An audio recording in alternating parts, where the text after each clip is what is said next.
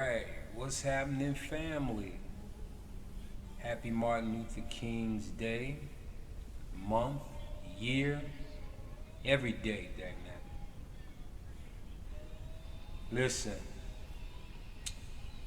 we all we all really have to be careful about how we're raising our children because our children are watching and hearing and learning everything that we do. The first thing a child learns because they can't speak first is they learn by what they see, and you can you could be doing something constantly over and over again to a child that can't speak at a very early age, but you'll see that child get so accustomed to it, you know.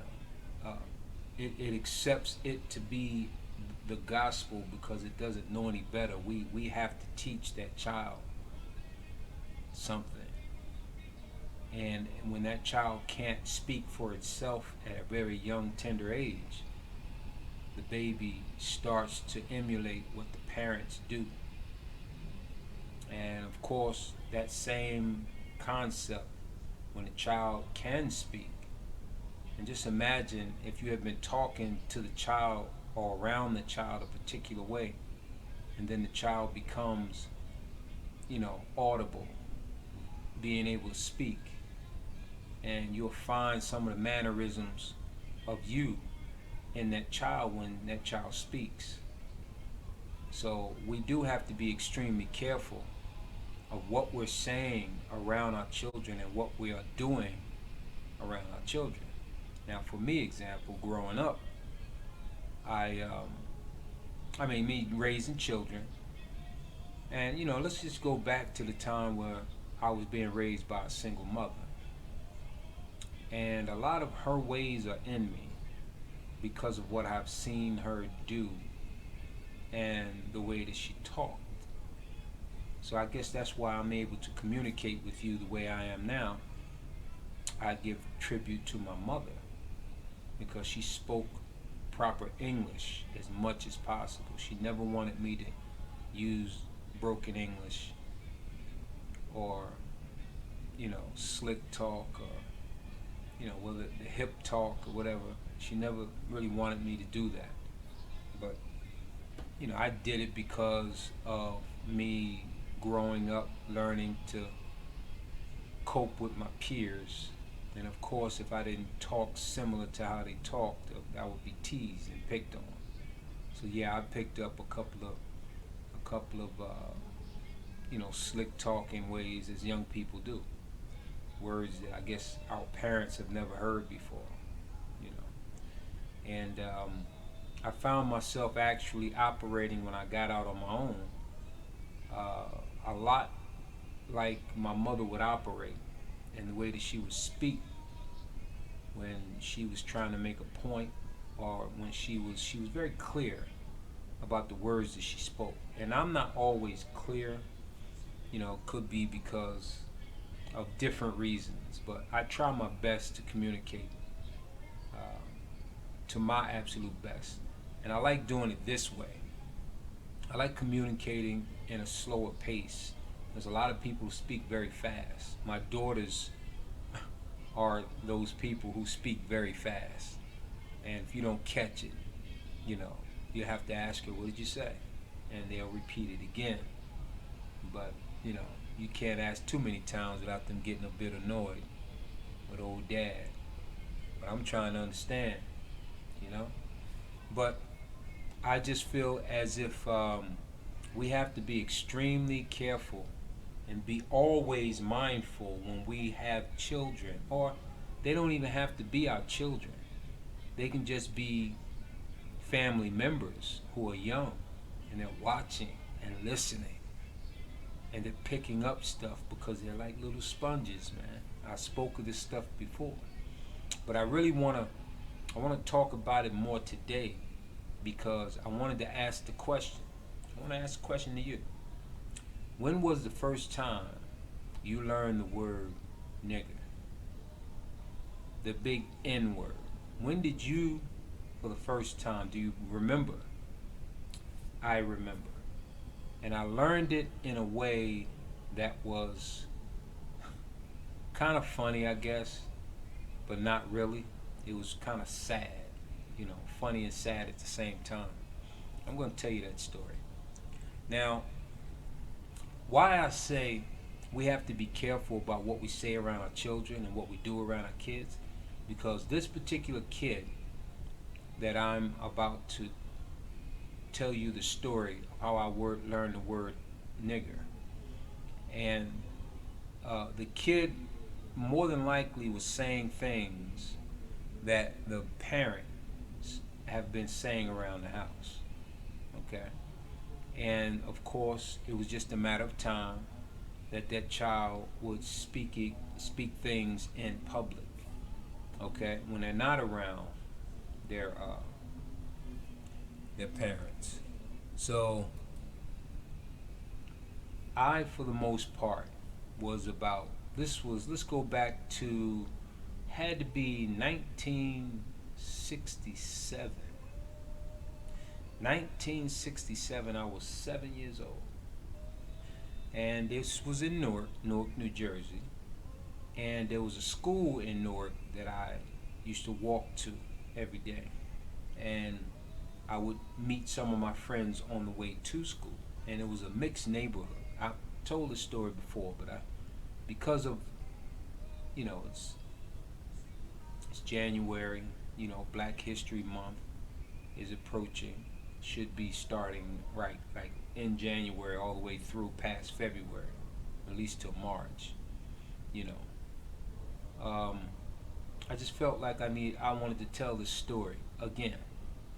So my school wasn't too far away. It was at 7 years old. I was able to literally walk to school. I knew my route, and my crossing guards. They had crossing guards, and I knew exactly where I needed to be at a certain time. I didn't really waste too much time on the way to school. So I was a happy little kid in school. I didn't mind being there outside of the times I was bullied. And that was a strain for my little mind to comprehend at 7 years old. But I dealt with it without any brothers and sisters, and not even a dad that I can cry to when I did get picked on,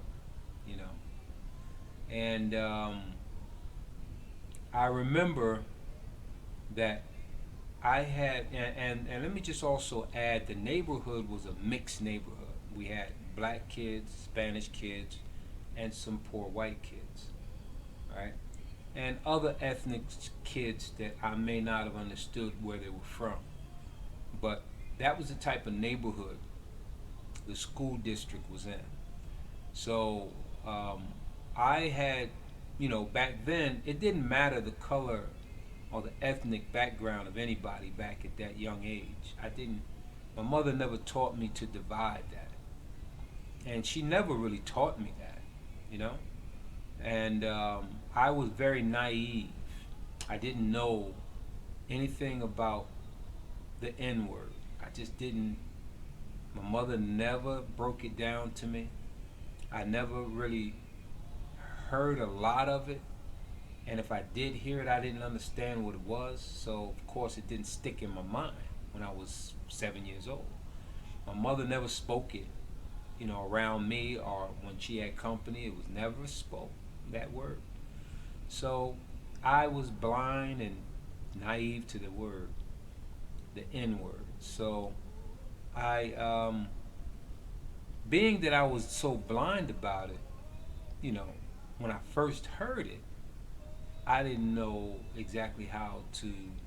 It just was just a regular word I just picked up. So let me go into the story. So I had a friend at the school. I had many little friends, but this particular little friend was a white boy, and I don't remember his name. Let's just call him Bob, right?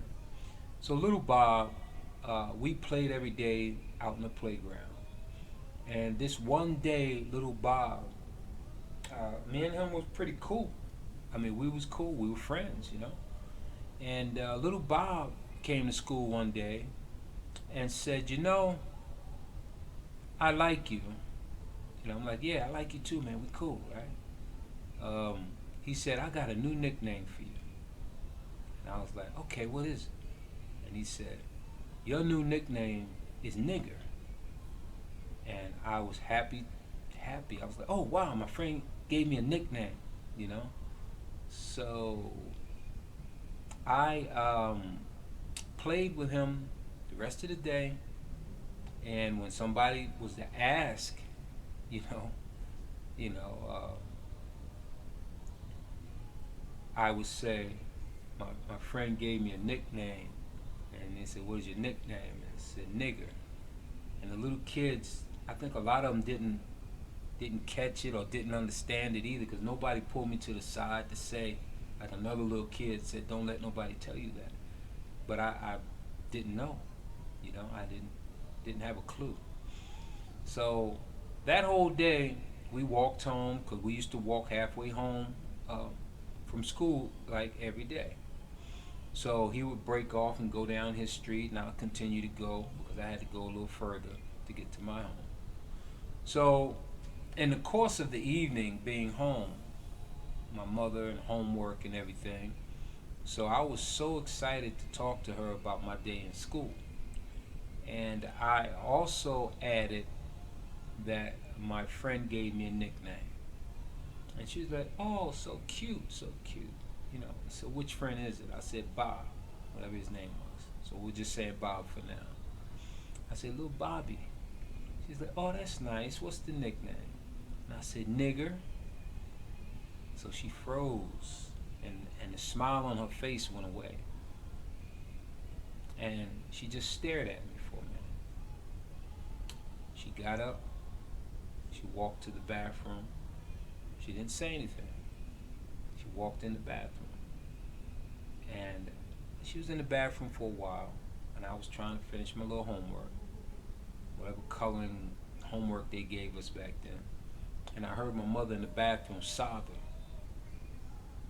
She was crying, and I didn't understand why my mother was in the bathroom crying, because I heard her crying. I never asked anything until she came out. But I could see when she came out, and her eyes were very red, and she was still sniffling. And I was just sitting there on it, just very naive, what's the matter, Mom? You know? And that's when she had that talk with me. And the first thing that came out of her mouth was, Daryl, don't ever let anybody call you that. And I'm like, why? It's just a nickname. So she started to explain to me how the nickname was devised for us. The word, the N word, was devised for black people, and why they was calling us that. And it was a very degrading thing. It was very bad. It's like just as bad as a cuss word. It was, she made it sound like it was worse than a curse word. And I can still see tears streaming down the corner of her eye as she's trying to explain this to me. And I looked at my mother's face, the pain that name, that nickname caused her. And my heart was broken because I never seen my mother cry like that. So I didn't know. So now, as she's explaining this to me, my whole personality changed toward my little friend Bobby. And now I'm mad. I'm mad because you made me hurt my mother. I was just a naive kid, didn't know any better. So my mother was angry and hurt at the same time. So she took me to school the next day because she needed to talk to some educators in the school about what happened. So it became kind of a big thing. The 60s was a time where we were struggling uh, to be free from that name and to have more rights than we've had prior to 1967, and just trying to survive and get a piece of the American pie, which was denied from most black people because we were black back in the 60s. A lot of black people were hurt. A lot of black families was ran out in the streets, ran out in the woods, hung and shot because of the color of their skin. And they were always labeled that name. In the process of them hurting them, killing them, hanging them, burning them, they were called that word that my friend Bobby gracefully gave me as a nickname, which he heard from his parents, I'm pretty sure.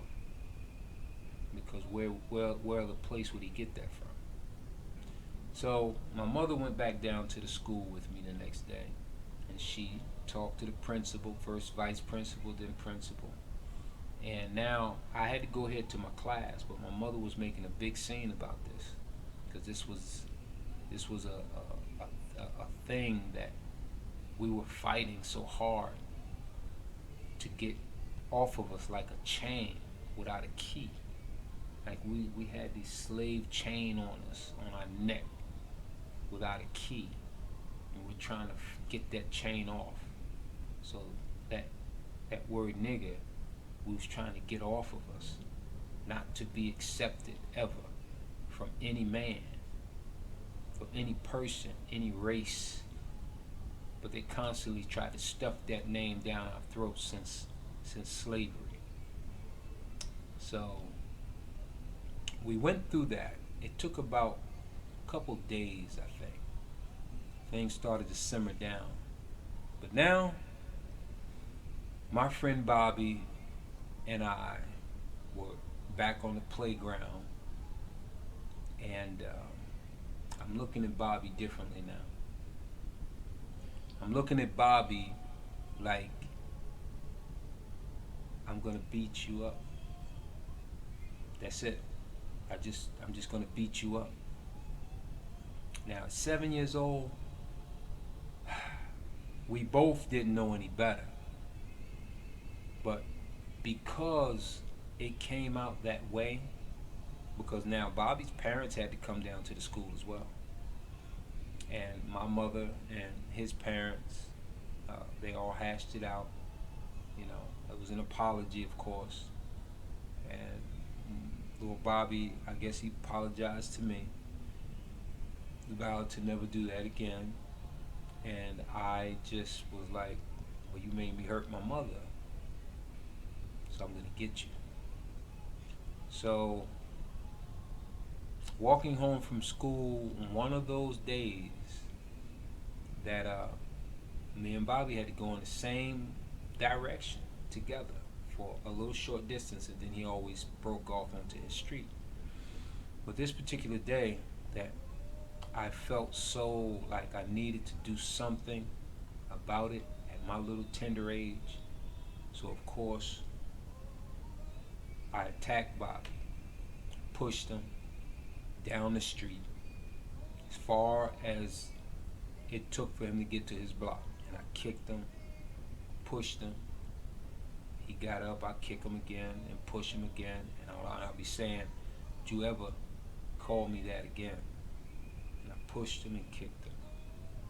7 years old, we 7. And I was that angry because of what I saw my mother break down in the bathroom and cry in front of me. Her heart was broken. And it was all because this little kid gave me this nickname. So I didn't know any better. And I never told my mother I did this to little Bobby. And I think the next day after that, Bobby didn't come to school. Not that I beat him up bad or anything. I was just trying to get revenge back on him. But he must have told his parents, and his parents decided that Bobby no longer needed to go to the school, and may have transferred him or something, but I never seen him anymore after that. And my eyes seem to have been open at a tender age of 7 about that word. So to fast forward all the way up to now, you can imagine how I took to that word. But in my teen years, yes, I recklessly used that word as well, because I was trying to fit in with my peers. They used the word, I used the word.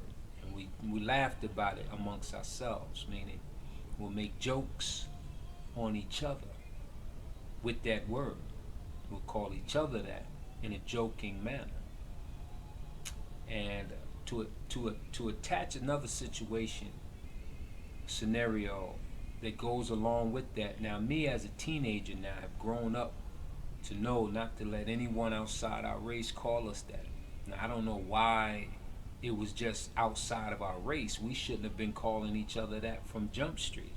But when I learned it at 7, and then at 16 or 17 years old, it was a different effect.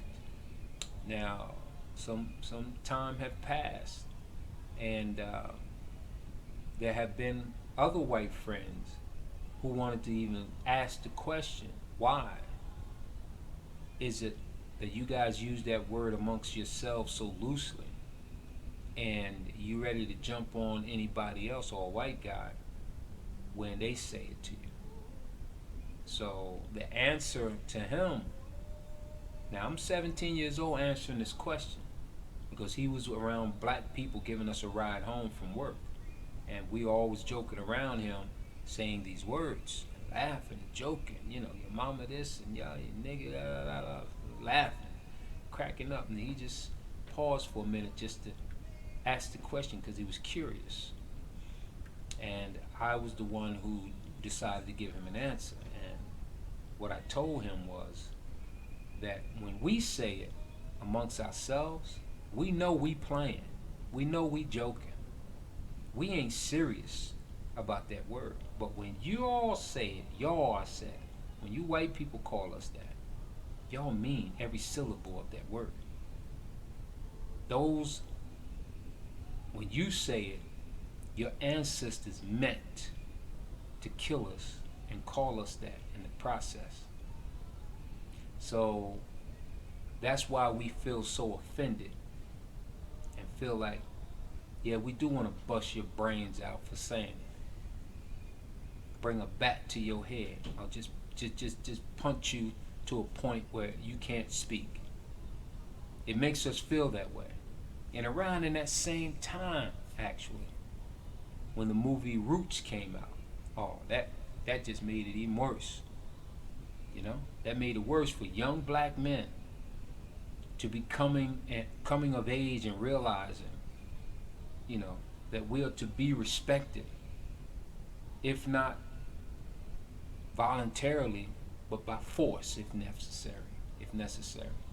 That's how we felt, and that's how we operated. And there was a lot of black and white fights. And that's when I started to get into a lot of fights with white people. Was because of that moment. Because it was still, since I was 7 years old. Martin Luther King was killed in '68, and I was 8 years old when he was killed. And when I was 7, I learned the word nigger by a little friend.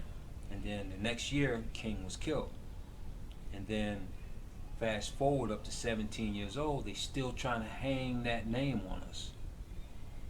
And now we're coming of age. We feel like we need to do something about it. We need to take part into fighting. And at that moment, around that era, when I was 17, is when I chose not to do that anymore. Because that white guy was right. Why are we so offended when another race or a white man call us the word nigger? But we happily call each other that in a joke. But now I realize that it was the wrong message that we're sending to everybody.